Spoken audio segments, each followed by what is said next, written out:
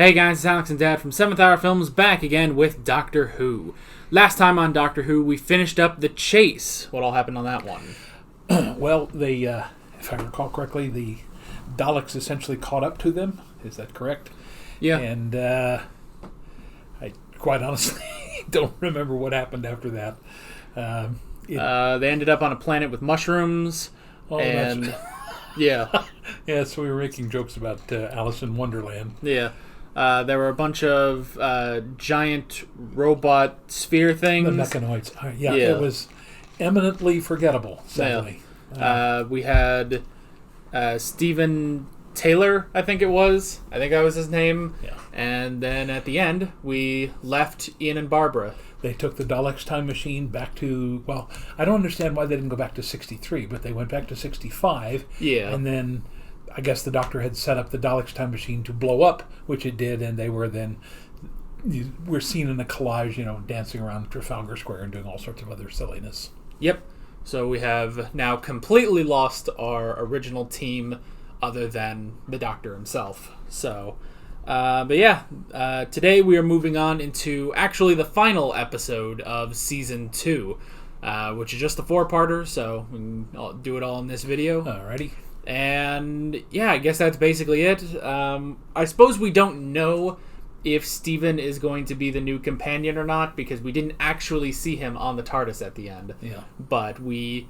I almost wonder if they sort of set it up that way so that, like, maybe they could, like, if people didn't like him, then they'd be like, oh, well, he didn't make it on. Or if people did, I don't know, but... Well, that strikes me as odd, because... weren't these aired, like, more than just a week after they were filmed? It was a couple weeks after they were filmed. Yeah, so if the audience didn't like him or didn't want him to be the next companion, he would still have to be there for a couple of episodes, because they would have continued filming with him until audience reaction came in. So we suspect he's going to be the new companion. Yeah. The only other thing I could think is if they took a break between seasons, then they could do it like that. But we're still in Season 2, technically. Although, I suppose we don't know how seasons worked back in the 60s, if that was even a thing, or if it was just... Well, again, I'm assuming that it was pretty much, I don't want to say standard, but probably just tradition that the new season usually started in September. Now, way back when, back in the 50s and 60s, there was always a big thing. NBC would announce that they were going to put all their new shows on schedule for a certain week, and then CBS, and then ABC, and so there was actually a premiere month and a premiere week, and you got to see all the new stuff like that. Nowadays, with the scheduling that you sometimes have a 13-episode season, like Stargirl. No, not the spoof of Star Trek. The Orville. The Orville. There you go. There you go. It's been so long since we've seen it. That's the problem. Yeah. And isn't it coming back not on a regular channel? No, it's coming back on Hulu, this fall. So. All right, so we'll have to figure out some way of watching that. Yeah. Because Orville's fun if you haven't seen it yet. Oh, yeah. So, again, I would suspect that there was, even on British TV, and again, although I wouldn't have really kind of known about this at ages 12 and 13, I would suspect that somewhere in the September to maybe first week of October, there was a new premiere week or a new premiere season in that time. Yeah, maybe. So, I don't know, it just seems kind of interesting that they did sort of leave it where, we don't know if Stephen was on the TARDIS. Clearly, he has left a memorable impact on the two of us. That well, we only saw him for a couple of minutes. Yeah, that's true. He was really just there, and we don't know. We still technically don't know if he's going to be the companion. And it's not like Vicky. We had 2 whole episodes to get to know Vicky and her circumstances before they took her on. So this one will be kind of a shock to us, I guess. Yeah, this one, it's, despite the fact that it is sort of a repeat of Vicky's story, just so condensed down. Also, they had to do the Daleks. Also, they had to get rid of Ian and Barbara. Yeah. So, I guess we'll have to find out. So we might as well go ahead and get started on this episode of Doctor Who. While you're doing that, I have vague memories of this one. I saw the name Time Meddler, and I got to thinking, something about, and I wanted to originally say the Vikings, but then it may be like the Norman invasion. But it's in that 800 to 1000 time period. And again, just very vague memory. I don't remember the plot or anything, but I do have this vague memory that it was sort of medieval. Well, that would make sense for the next historical, because we should be on that by now. Yeah. So Their decision certainly surprised me, although it shouldn't, I know. But it was quite obvious they intended to take the first opportunity of going back home. Well, they weren't getting any younger, were they? It's lucky for you, child, they're not here to hear you say that. Gracious me, you think they're old. Stephen!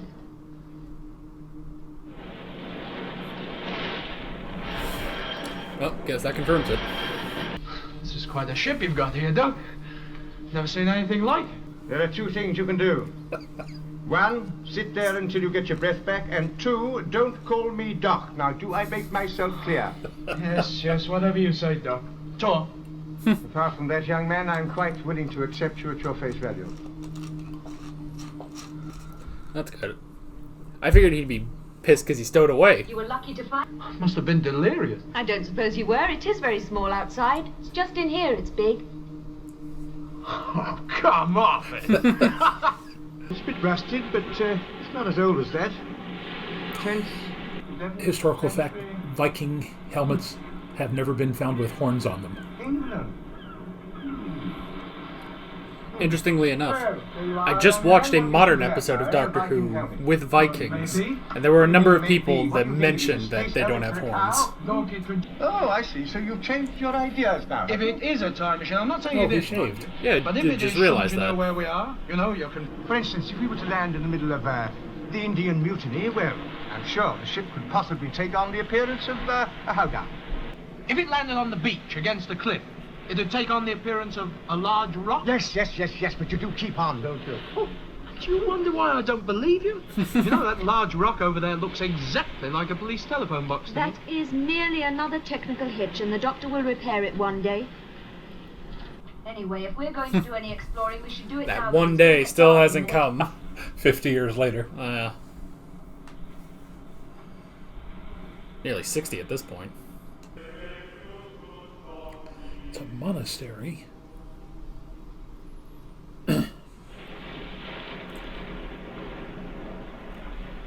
It looks in disrepair. Would have been crushed against the rocks by now, whatever it was.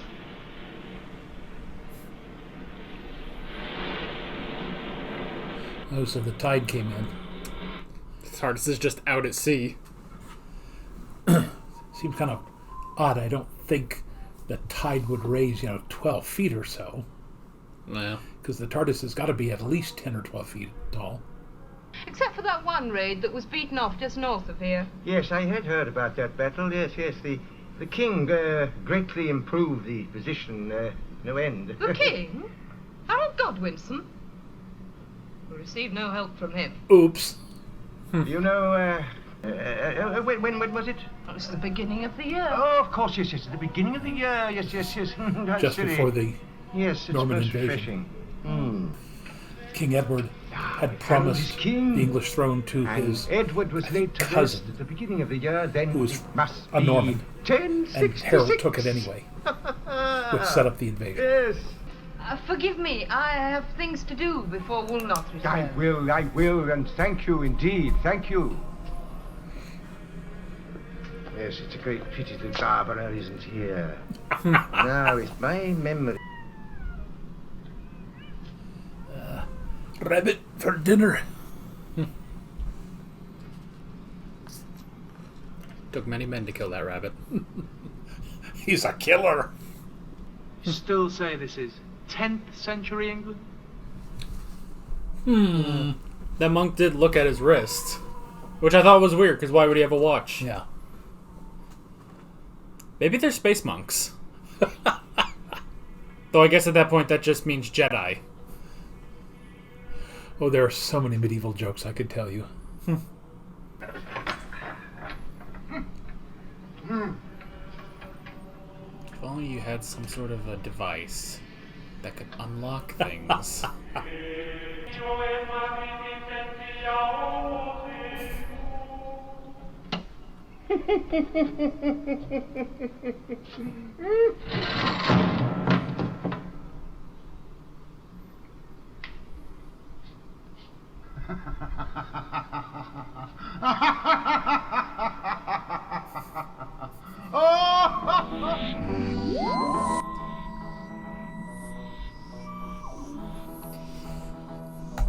All right, that is part 1.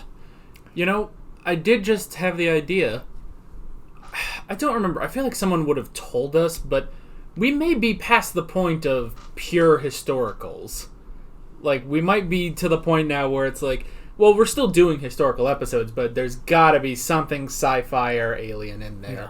So, we might be to that point by now. I don't know. Well, obviously the monk with a Victrola. Yeah. A Victrola and a watch. So, It's a very 20th century watch. That's a very early Victrola, though. You would think that he would have, some other kind of recording device other than something from the Victorian era. yeah. Now, granted, because this episode being called The Time Meddler, and then, you saying sort of what you kind of remembered of this episode, I kind of thought, well, okay, well, that's interesting. Like, does the name The Time Meddler, does that refer to the Doctor, or does that refer to some other time traveler who's meddling in time? So it could be something like that. And if that's the case, it could be that this monk has gone to different times. One where he got a Victrola, one where he got a watch, and other things, I guess, that he might want. So should I tell you the medieval jokes now or wait till later? you get one. Get one. All right. So there's a monastery that specializes in making fish and chips. Mm-hmm. And a man walks up and sees one of the monks working. So he thinks he's going to give him the needle and says, "Are you the fish fryer?" And the monk looks up and goes, "No, I'm the chip monk."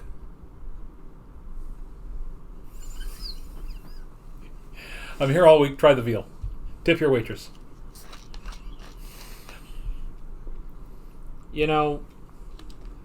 I'm writing a fine line where half the jokes that you are telling are starting to get dumb funny.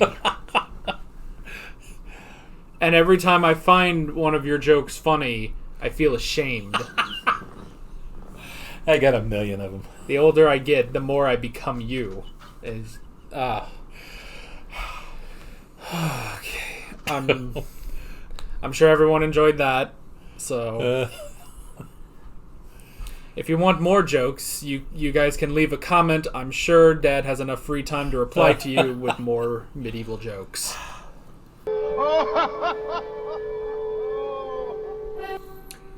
Well, we've met our quota of someone getting kidnapped for the episode. Now I've forgotten. Is Dennis Spooner the guy who normally writes their historicals? I think sometimes, yeah.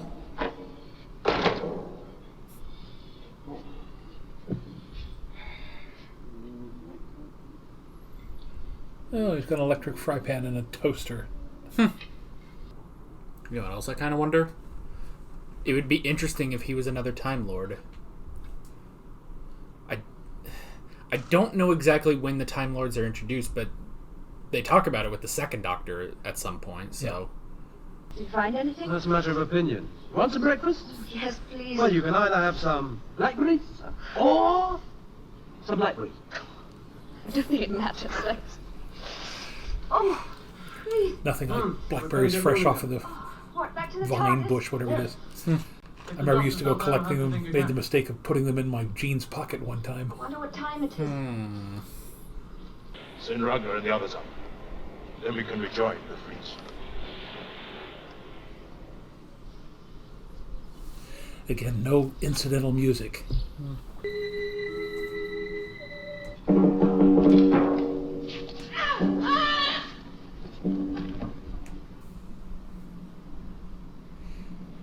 was going to say his sword looks somewhat We'll suspicious. find them all the quicker. Come on. They would have had broadswords. I like that one Viking's double-headed axe, though. But the peasants would have just had a very short, almost gladius-type, Roman-type sword.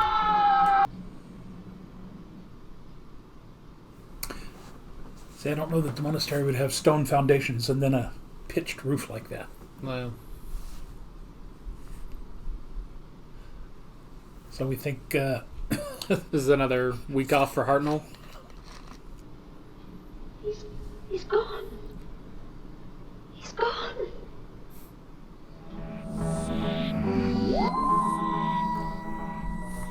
Got him with a fluffed pillow. Oldest trick in the book. Alright, and that's part 2. A much slower episode. Yeah, and again, oddly enough, very little of the accompanying music, which would have, somewhat enhanced the mood there a little bit. Yeah. Again, interesting story. Obviously, we don't know where this guy is from yet. Yeah. But it's beginning to sound like he's got to be a time traveler too. Yeah. I don't know, it might be interesting if this is how they introduce the Time Lords. I don't know. It might just not be that, and they might introduce the Time Lords later with the second Doctor. But yeah, I don't know. It might be interesting. Now, I like that, for having more time travelers in the show, they have done it now sort of very naturally, where it's like, okay, the first, other time travelers we had were the Daleks, and that made sense. We built them up from the first serial to the invasion to then the chase, where, okay, now they have a time machine. Now, it's like, okay, there can be other people with time machine. Now we can have other people just be villains. Yeah. So, I do like that. Well, like I said, the costuming, especially on the Viking invaders, those were really, really good. And again, the initial glance that I got of the sword there looked like it had a curved blade, but I think that was just a trick of the light. Then when they got into the fight, which again was not very well staged, but they do seem to be short iron swords, yeah, and not a whole lot of fancy swordplay. That's a hacking and cutting kind of blade. Yeah. Well, and it makes sense that the village folk probably aren't the best trained, so it didn't have to be a spectacular fight. Yeah. Now, granted, if they had either Ian or Barbara there, then that could have been a much better fight, as the two of them are, one was trained by the Aztecs and one's our actual warrior, They've already even gone 2 episodes and he's still talking about Barbara the warrior. It was a great joke that we have that you have to get as much mileage out of as you can. Yes. In time, I will let it go, but that time is not now. So, and I have to say, Peter's hair is going to seemingly take on mythological proportions like Barbara's hair did, because again, that big bouffant sweep that he's got there, after sleeping on that all night, shouldn't have looked like that when he got up in the morning. Yeah. Well, and also I was kind of disappointed that he did shave his beard off. Like, I was kind of thinking, like I didn't really think about it, but once I saw that he had shaved, it's like, oh man, we could have had a scruffier companion. I don't think we've ever really had that, other than if you count the Brigadier's mustache. That's basically it for more scruffy looking companions. We could have gotten representation in Doctor Who. Someday I'll have to pull in that picture of me from Agatha Christie's Witness for the Prosecution, where I think I kind of look like the Brigadier, because again, short cut hair and then just that little almost pencil thin mustache. Looked a lot like the Brigadier. There's only one possible answer. What? A secret passage. A secret Oh, no. Listen, they always have them in castles and monasteries and things in case of siege or fire or something. Well, don't just sit there. Help me look. Now, what century is he from? We don't know. But obviously in the future of the 1960s. Yeah. Hey, Stephen, come and look at this. I think he's at least supposed to be further in the future than Vicky. time, he loses the Battle of Hastings to William the Conqueror. Well, at least that's what the history book said happened. Just nonchalantly spoiling time to this woman. Always confusing because the Viking king was Harold, H-A-R-A-L-D, and the English king was Harold, H-A-R-O-L-D. Doctor! Doctor! But one of the reasons that Harold Godwinson, the English king, lost to William is that he had to march his men northward to meet the Vikings, and although he pushed them back, by the time he got his men back down to Hastings, they were completely exhausted. There's something very peculiar going on. At least that's the way I remember it.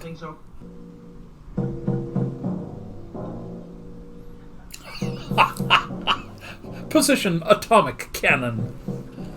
Pretty just to help me with that. Oh, everything's going on marvelously. According to plan. I guess that does blend in as just another scroll.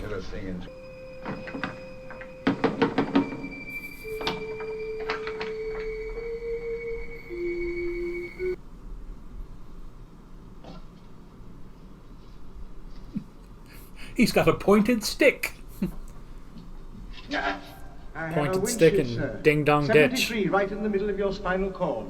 They used swords and bows and arrows, not things like this, didn't they? Guess it's the atomic cannon. You're right. No, it must be. Still say there's no point in going back to the monastery. Come on.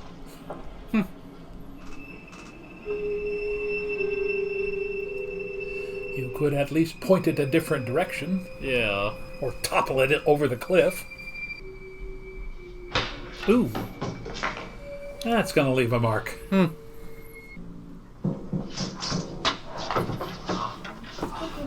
Lot of Vikings getting brained. But never coming in. We can get inside. It's another TARDIS. I think he is a Time Lord. It's a TARDIS. The monk's got a TARDIS.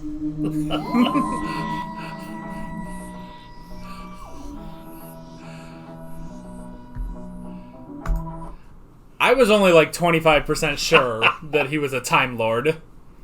I really... Like, you know, I had the suspicion, but I didn't think they would do it this early, so... Well, again, we're at the end of the second season. Yeah. They have to introduce them at some point, because the Time Lords do play a part in the second Doctor's era, so... So, quite interesting turn of events there. Yeah. Just as soon as it was like, oh, there's a door here, I was like, okay, there's a door, maybe there's something in there, and I was like, it'd be funny if it was like a Dalek or something, and I was like, okay, no, and it's like, oh, we can go in, and it's like, it's TARDIS. That's what it is. The monk has a TARDIS.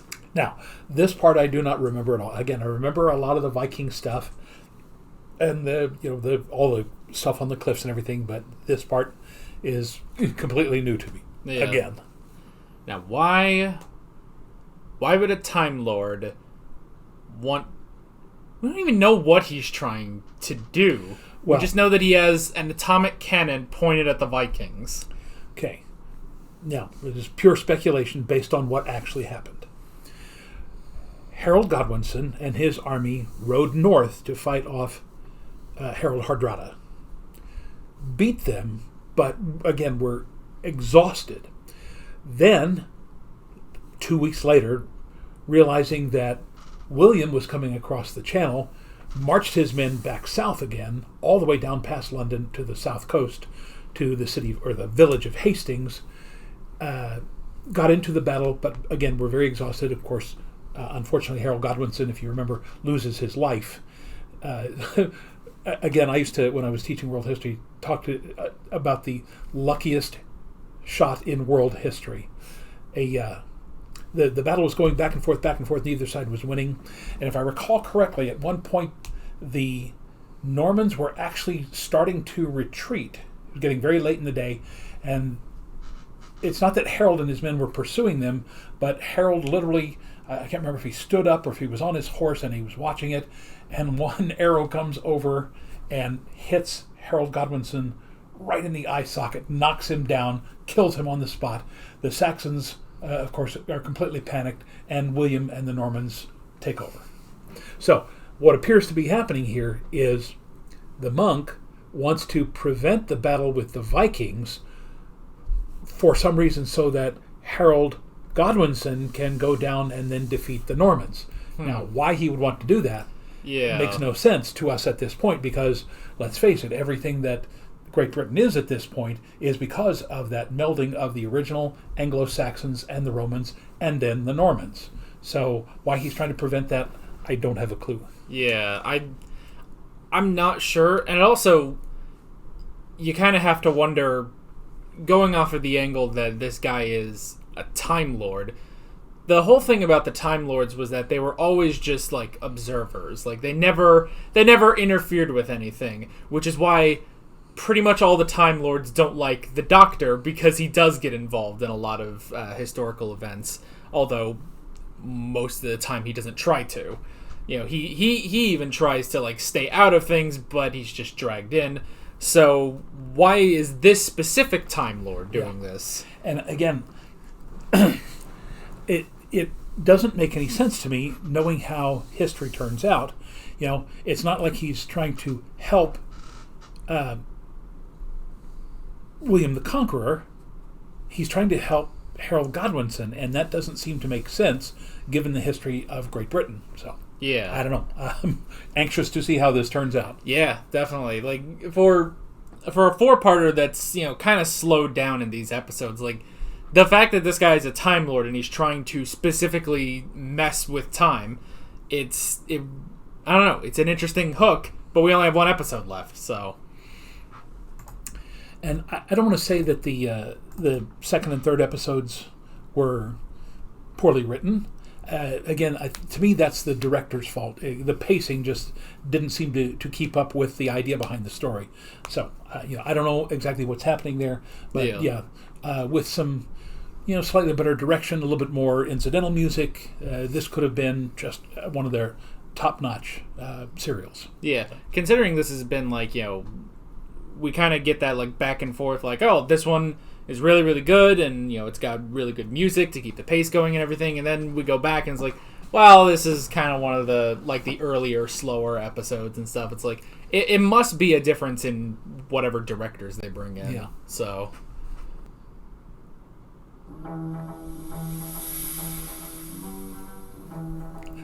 Did you realize we both just adjusted our glasses at the exact same moment? Oh, it happens. So.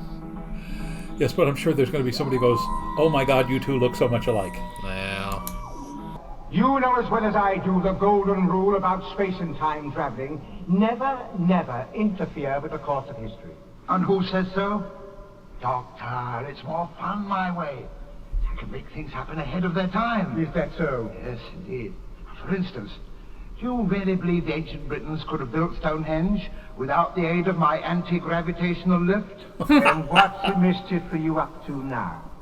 Of course, obviously, I don't have to remind you that the main reason William the Conqueror won the Battle of Hastings was because King Harold had to march to Stamford Bridge and defeat the Vikings first. So you planned to save him the journey? That's my time ship. Oh, so that's it, eh? This horrible block of stone. This horrible block of stone, as you call it, is a perfect Saxon sarcophagus. A Saxon what? Sarcophagus. Yes, quite so. More in keeping with the period, I would say, than a modern police box. What's the matter, Doctor? His chameleon circuit actually works. Now, don't try and bamboozle me. It's so... Well, Oh, this is very surprising. That's a Mark IV. Yes, yes, indeed. Is that later than yours, Doctor? Oh. By the way, I tried to get into your police box, but the door was locked. What type's yours, Doctor? Mind your own business. Look, I take it you both come from the same place, Doctor. Yes, Should be a Type I 40. regret that we do, but I would say that I am 50 years earlier. Now, when are you going to answer my questions, Harold. King Harold. I know he'd be a good king. Wouldn't be all those wars in Europe. Those claims over France went on for years and years. With peace, the people would be able to better themselves. A few hints and tips from me, they'd be able to have jet airliners by 1320. Shakespeare would be able to put Hamlet on television. You what? Yes, I was. It's a pretty big leap just to have one king to airliners. He's utterly irresponsible. Well, 200 years in the future. Well, The whole... Have either of you got a pencil and paper on you? No, afraid not. Well, now, be a good fellow and go into the machine and try and find one. That's okay, Doc. Draw. Who are you going to write to? To the monk, of course. Who else?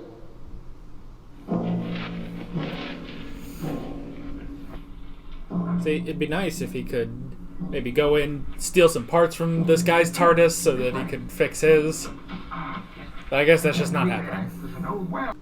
Now, you two go outside. Now, follow in a minute.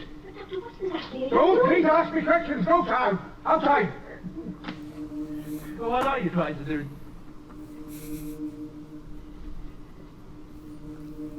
He's gonna blow it up. Well, either that or send it back home. Well, You're not too nosing into people's personal, private correspondence. Gracious me. Well, I think we've finished there now. Let's go. Back to the TARDIS? Yes, certainly. Back to the TARDIS. Yes, come along. It's going to be an invasion shortly. What, you mean any minute now the Viking fleet's going to sail past here? Yes, my boy, yes. And history will be allowed to take its natural course. Well, I'm beginning to like the idea of being a crew member on a time machine.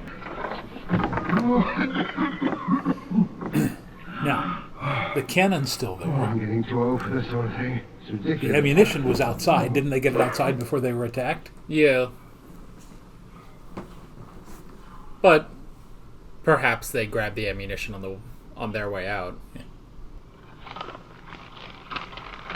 He also has a ring, like the Doctor. Doctor.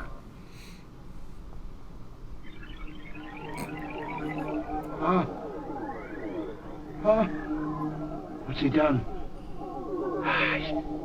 He's taken my dimensional control. He's ruined my time machine. I'm marooned. Marooned! 1066.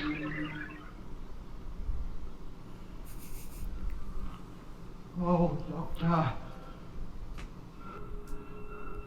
It's a very specific thing he did. Seems like he could have still crawled in there, and Yeah, because it was large enough, he could have crawled in. yeah. Get back to Gallifrey, fix it up. But maybe there's a risk that it might get smaller.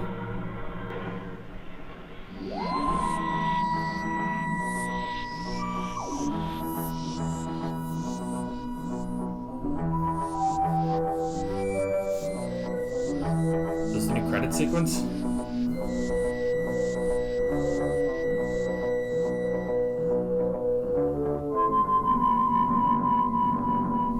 Interesting. Well.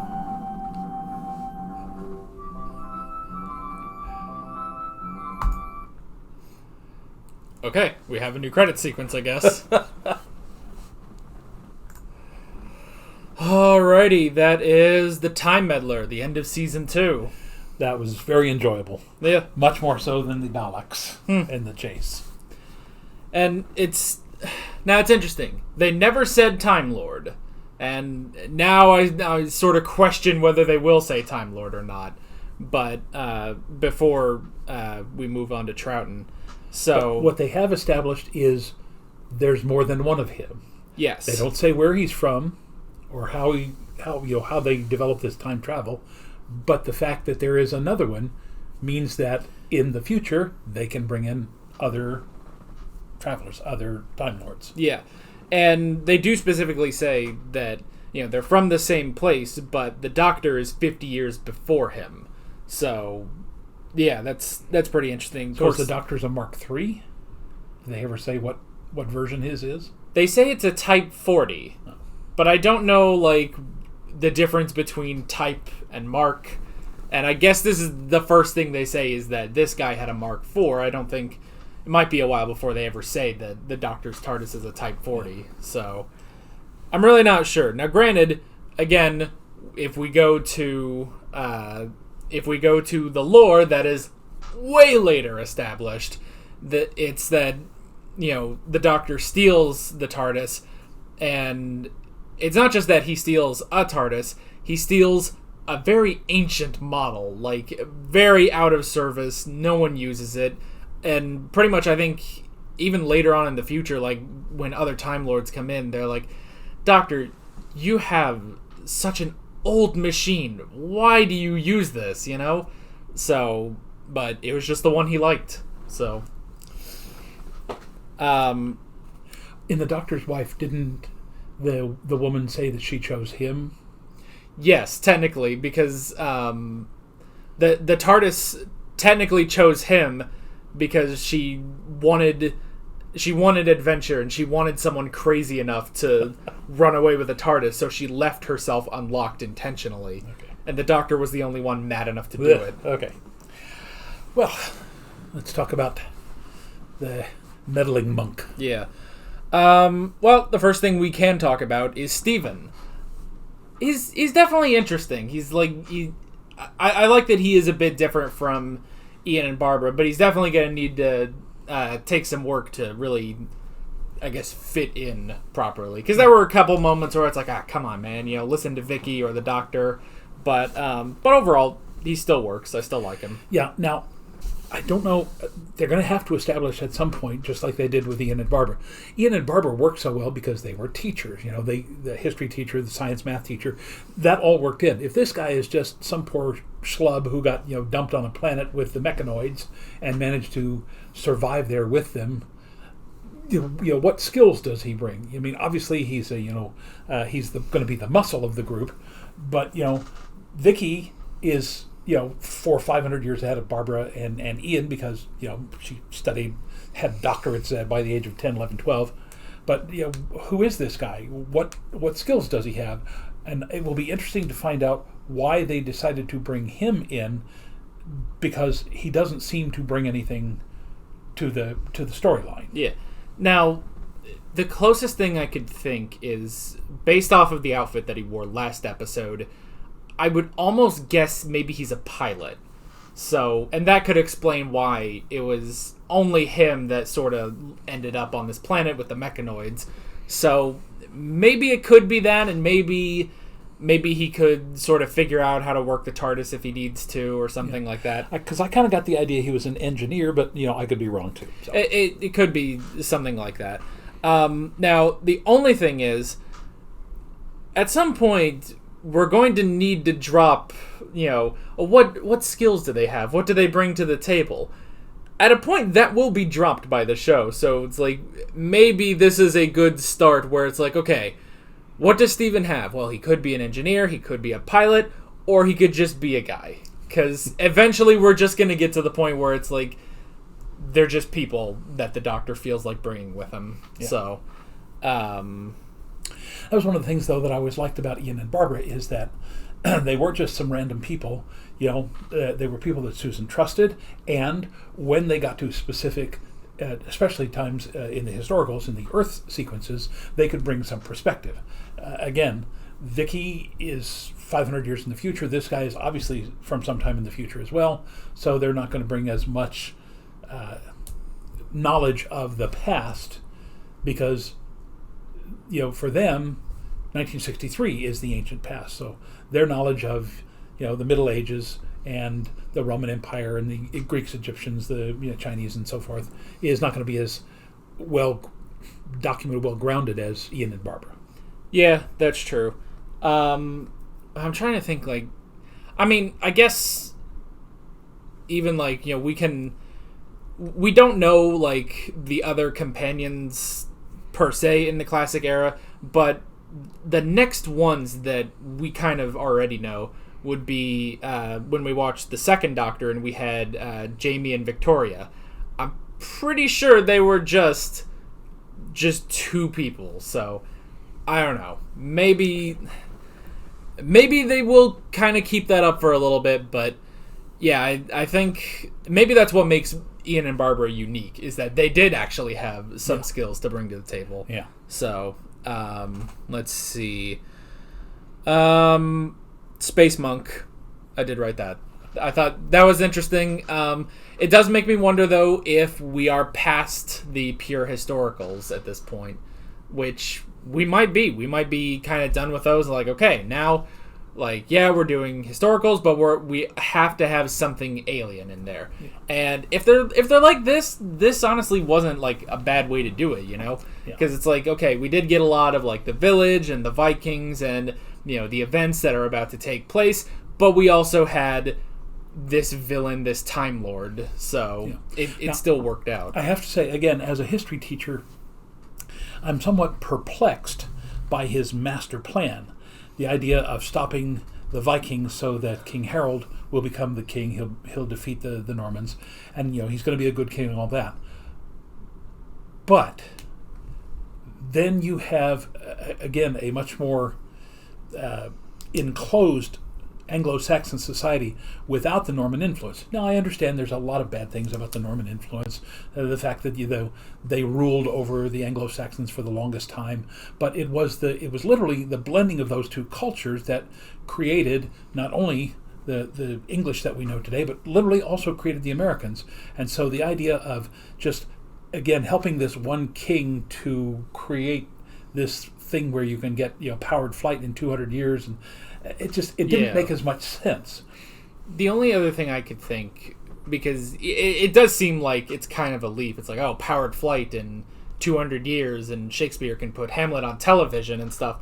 It's like, okay, well, that's a pretty big jump for just this guy will be the king instead. And it's like, the only thing I could think, though, is that, yes, that guy would be the king, and then the monk, who never got a name, the monk would also just help him, maybe help him improve the world and help create these newer technologies. Yeah, if there had been a line in there, and again, one line could have changed that if he had said, and doctor, because we live so long, not only will I help Harold, I will help his son and his grandson and all of his descendants, and we will make Britain the greatest empire. Now, that again, why is this guy, who's obviously from another planet, so specifically involved in British history? Yeah. Why is he making that choice? Because, nothing against the British, obviously I love them as well, but is that particular incident the way to improve the entire world? It could have landed in the 1700s and helped the Americans, or landed in France and helped Napoleon, or landed in Russia and helped Peter the Great. There are so many different places that it just makes you wonder, why specifically Harold Godwinson? Because that doesn't seem to be a massive turning point in world history. It is in that would help. Let's face it, the Norman and Anglo-Saxon culture has become one of the dominant cultures on the planet. But to deprive the Anglo-Saxons of the Norman influence just seems to be, I don't know, a very puzzling aspect. Yeah, it's very arbitrary. It's like, well, and especially because when they look at the diary and it's like, okay, well, he went and talked to Da Vinci and talked about like flying machines and stuff like that, and it's like, oh, maybe that's where he got the idea, was from this Time Lord. But it seems like, okay, well, it's like, is it that specifically this guy, and only this guy, if he was the king, the world would just super improve in 200 years, we go through like 8 industrial revolutions, eventually getting to powered flight in the 13th century. And it's like, is it that? Because if it's not that, if it's like, well, no, like he would be there to help, it's like, well, why go here? Why not go further back? Like, why don't you start with like the Mesopotamians, and then they have powered flight in 200 years? Like, why don't you do that? Why is it? It's a very arbitrary time to do this. It strikes me, if you're going to land in the Middle Ages, you would go back about 200, maybe 250 years and do this with Charlemagne. Yeah. Charlemagne actually did try to improve, to bring a lot of the European tribes together to create what would ultimately help develop into the Normans when the Vikings landed there in the north of France. So again, maybe Mr. Spooner had an idea here, but as historians, we're looking at this going, I don't quite get it. Like, if there's such a leap to powered flight and television and all that stuff, I feel like you could have done this with anyone. Like, why do it here? Because there has to be something specific, unless it's something specific about King Harold that if he's the king, 200 years, powered flight. Like, okay. And I guess we could say, like, powered flight as in World War I planes at the very least, like, if we're being generous. Yeah.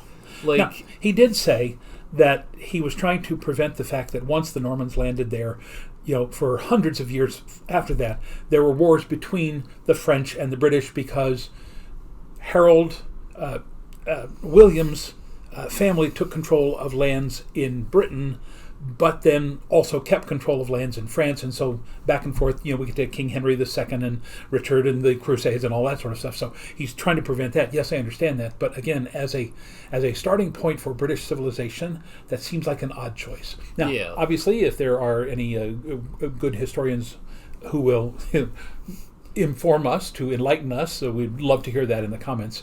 Again, great story, but again, as historians, that point is just like it doesn't make as much sense as I think they meant it to. If anyone can exactly detail how having King Harold leads to airplanes in 200 years, feel free to put that, I don't care how long it needs to be, put it as lengthy of a comment as you need to. We want to know. Yeah. It's like, I'm thinking, like, okay, if this could be any good king, it's like, okay, well, he's trying to prevent all these wars. Well, why don't you go back, like, you could go back even further, go back to Augustus. Like, just do that, Marcus Aurelius. You don't get any of the, sort of shadier emperors after him, or, you could go to Marcus Aurelius, get where the Roman Empire never breaks up and never falls. Like, you could do that. It's like, why here specifically, unless they thought, okay, we need a time, let's do Vikings. Okay, we need, like, maybe someone came in and was like, hey, we need something alien in this historical. It's like, okay, well, let's do a time meddler. What's his plan? I don't know, planes. It works. We'll put it in the 4th episode. It works. Yeah. So, I mean, seriously, Constantine, going back to any one of the, I guess, greater pharaohs of ancient Egypt, going back to Hammurabi. Some of the what we call the great men of history, or even landing in India or in China. It's just this particular thing to make Harold the new king. We just look at that and go, okay. I mean, we accept the premise. That's what obviously happened here. Yeah. But it's that nagging little thought of, like, why specifically Harold? Is there something about Harold that we don't know? It's so specific. It's like, you could have gone to any of the greats. Like, you go to this guy, and it's like, okay, why him? Why here? Why now? And why is this your plan? And what investment do you have in this, really? Like, since he's not from Earth. Yeah, if he's a Time Lord, like, because, like we say, later on they'll establish, like, well, Time Lords, they don't like to interfere. They just sort of watch. The Doctor is the one who unfortunately sort of gets dragged into it. But even here, it's like, I don't get it. Now, one thing I was kind of thinking is, I wonder if, because they never give this guy a name, I wonder if there are, like, fan theories that this could be the Master. Yeah, I kind of had that thought. Yeah. But... again, that's only because we know what's coming down the line. Like, I could see that maybe, later on retconning this guy to be the Master. Of course, now he's kind of stuck there, so he would have to, figure out something to get out of there. But that could be kind of interesting, because I think, the first time we see the Master is in Terror of the Autons with the 3rd Doctor. And I think he's supposed to be on his 13th life. Like, he's on the last of his regeneration cycle, so there is a good chunk of life that we haven't seen before that. So it could be that. And then when it's like, okay, well, why Harold, why specifically here, you could say, well, this guy was just trying to convince the Doctor to join in, but the real plan is that this would just cause total chaos or completely change the course of the Earth, which would end up benefiting the Master. But that's all retcon that we can't... It's really hard to apply here. We should probably move on. We've gone way too long on that one. Probably. Let's see. We did have the Vikings. They were interesting. The one... It was kind of interesting when they ambushed the one woman at the village.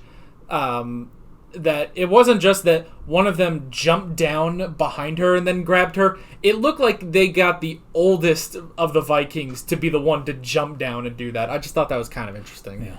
Yeah. Of course, I guess, it was also interesting, like, I guess he was kind of the more serious one because the other ones were kind of laughing and, drinking and stuff. Whereas he was just there to get the job done. Yeah. So. Well, Vikings, again, you were literally a Viking for life. When you were no longer able to be a warrior, your life was pretty much done. So yeah. So and yeah, great costumes on them too. Oh, again, costumes and sets, everything, except the plot. Then again, let's not even talk about the plot anymore. Let's move on. Yeah. The one thing I will say about the costumes is I feel like when they really got close up on some of those Vikings, like their mustaches look really fake. Like it's like I was really looking at them. I was like, okay, I think I see where the mustache ends, and then a gap, and then where the actual face begins. Yeah, like, now, one of the commenters, of course, mentioned the fact that television sets 60 years ago would not have shown that, even in close-up. But we're watching this, in high definition on computers and things like that. So yeah, it's way more obvious to us than it would have been to people at that time. Yeah, these episodes have probably been like kind of remastered a little bit. So. But yeah, kudos again. Costumes and set, very, very good. And again, I wish there had been a little bit more incidental music in episodes 2 and 3, just to help enhance the mood. Yeah, well, it almost felt like it almost kind of felt like this should have been like Planet of Giants from the beginning of the season, where it was 3 episodes and they were really good, tight 3 episodes. Like, I wonder if you could have maybe, I don't know. There is. Maybe there's some stuff you could have cut out or combined in episodes 2 or 3. Like, there's a couple times where it's like, well, Vicky and Steven, they get out of the monastery, they go, and they got to come back to the monastery, and there's a number of times the doctor has to knock a guy out. Although I imagine maybe one reason that they sort of extended that a bit was because Hartnell was out 1 week. Yeah. So it could be that. Let's see. I wrote down the schedule, his whole progress chart that he had. Yes, because megalomaniacs always write down a chart of their evil deeds. Yeah. Well, I love too that it's such a leap. It's like dress like a monk, talk to the village people, set up the atomic cannon, and then there's like 8 other steps, and it's like, what else do you need to do? You just set up an atomic cannon. So that was pretty funny. Let's see. And then we did have this guy had a TARDIS, and that was kind of the thing. I said like, oh, maybe this will be when they introduce the Time Lords, and they sort of have. They can reference this at a later episode and be like, oh yeah, that guy, him and the Doctor, they're like these guys, the Time Lords. So, like, they can do that. But yeah, I honestly, like, I was thinking that, I was like, okay, well, I don't know, maybe this guy's another Time Lord. I had no certainty about that. it may have been 20% certainty that he was actually a Time Lord. So that was pretty cool when they actually went in. We knew and it he was had a to be TARDIS. from another time, though, because he had a watch and binoculars and a parlophone, phonogram, whatever you want to call it. Yeah, it's like he definitely was some sort of a time traveler, but I really was unsure if he was going to be a Time Lord. Yeah. So I like that. It is a good way that they introduce that, and there's like, oh yeah, he has his own TARDIS, but they never say Time Lord. It's like, okay, like, we've set the stage. Now we can spend some time working out, like, okay, the Time Lords, does the Doctor come from there? We can work on that, but we don't need to, like, we've set it up. Now we can take our time to sort of build up to that. So it'll be interesting to see. Now, I know technically we only have a limited amount of time left with Hartnell, I think. Now, granted, I think we at least have another full season, but we are getting sort of down to the wire on him. Yeah. So I will also say, like, in sort of these last couple episodes, I kind of feel like he's been tripping over his words a little bit more, but I will say he sort of plays it off really well. Like, it's almost like the performance never trips. It's just a matter of, him actually saying the lines. Yeah. So it still works out. I think I heard I feel like I heard someone say that, like, in An Adventure in Space and Time, they sort of maybe overplayed his illness a bit much, but he's still holding up in these episodes. So let's see. You wrote down the sarcophagus. Oh, that's just, I had heard that word all my life, and how I had never learned what that word meant until I went back to school to get my teaching certificate. But, taking a world history course, they were talking about the fact that sarcophagus, obviously not an Egyptian word, although that's where we first hear it. It's when the Greeks came into Egypt and took them over after Alexander the Great that word became used primarily for the coffin, basically.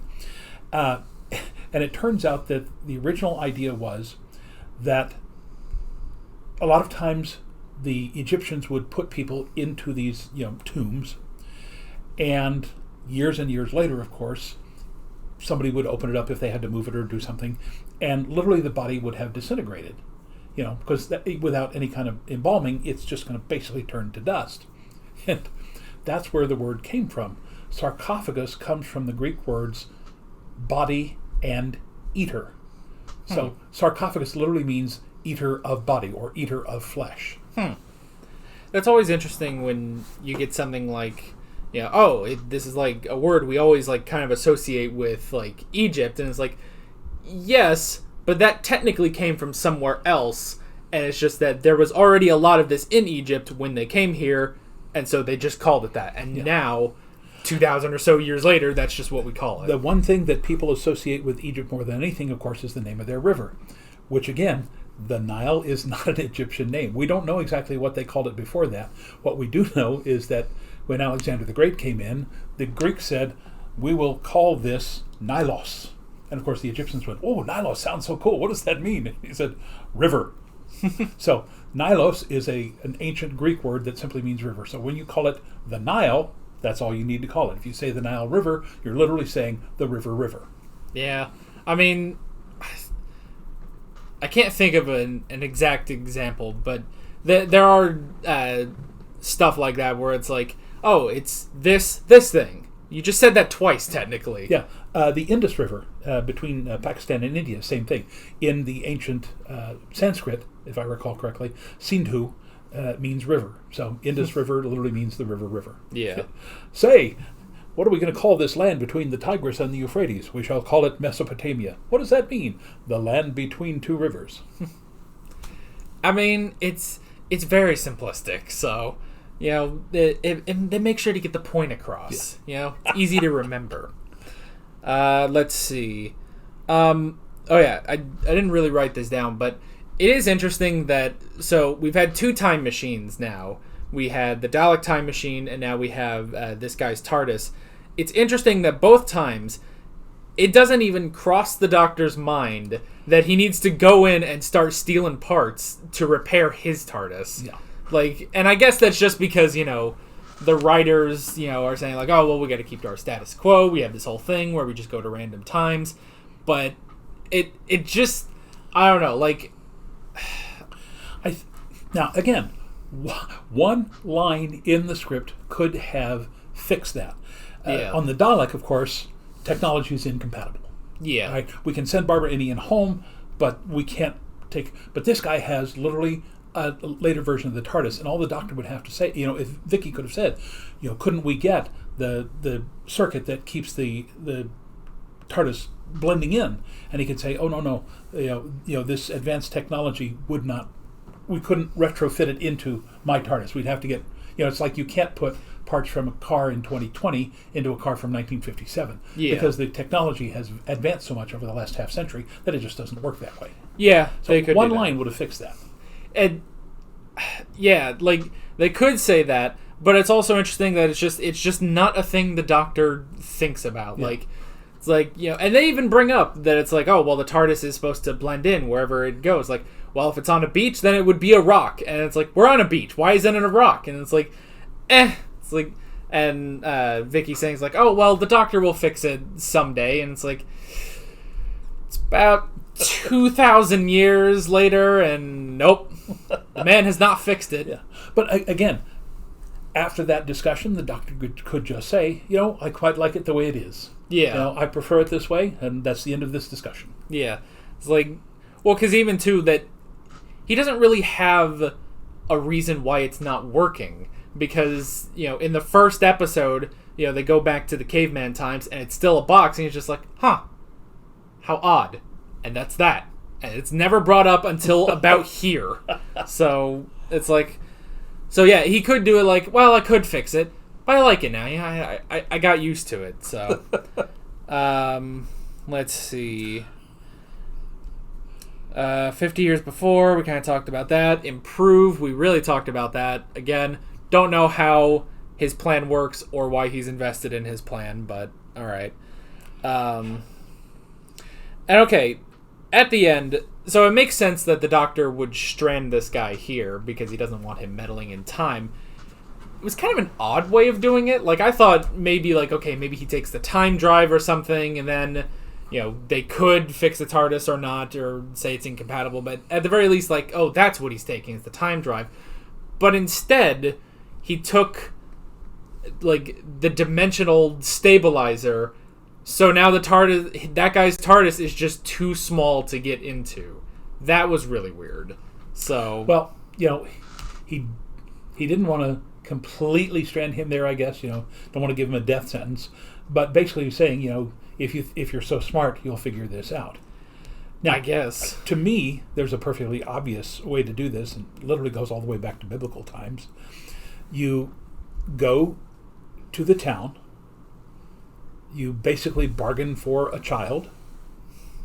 Say, I want to train this child in the ways of becoming a monk, and then literally teach the child everything you need to know. And while it's still small, while it's still, up to the 7 or 8 years of age, when it's still relatively short, and it can go in and do the things that need to be done. Bring me out this and I'll work on it and that sort of thing. Yeah. So basically it's a way of stranding him without condemning him to death. Yeah, so it is possible that he could get out of there, and who knows, maybe we'll see him again. Maybe he is the Master, we don't know. Of course, that also leads to the question of the Master and the Doctor before the Master actually shows up in the show. Because, later on they say, like, oh, well, the Doctor and the Master, they were like childhood friends, and it's like, okay, but he doesn't show up until the third Doctor is around. It's like, okay, well, that's something. But then, when we got to, like, the 5 Doctors, the first Doctor clearly did not recognize the Master, like, at all. So, I don't know. Their history is kind of weird. Yeah, and it could be that the monk is a regeneration, and so he wouldn't recognize him simply because he changed form. But, again, the monk could have said, don't you remember back on our home planet? But you could also say that, at the very least, the Master should recognize the name the Doctor, and probably recognize because, the Doctor hasn't regenerated yet. He'd be like, oh yeah, you look like my friend, only, like 50 years older or something. So 450 years but 400, yeah. So, all right, well. That's pretty much all I got. So, again, a lot of fun. You and I, after we go off the air here, we'll probably keep talking about this. But a lot of fun. Again, looking forward to the 3rd season. Having a lot of fun doing this. Keep up the good comments. Especially love those. Yeah. And again, if you have any explanation for how that plan works, where this guy is king, airplanes in 200 years, leave that comment. I think, like, the YouTube comment character limit is like 5,000. If you have to go over 5,000, find a way. We must know how this works. So, yeah. But yeah, that is pretty much it. With all that being said, we're Alex and Dad from 7th Hour Films, and we will see you guys next time. Take care. Alright guys, thanks for watching this video. If you want to watch more of our Doctor Who classic reactions, you can click on the playlist, you can subscribe if you haven't done that already, and be sure you hit that notification bell. You can support me on Patreon and follow me on social media, links below in the description. See you guys later.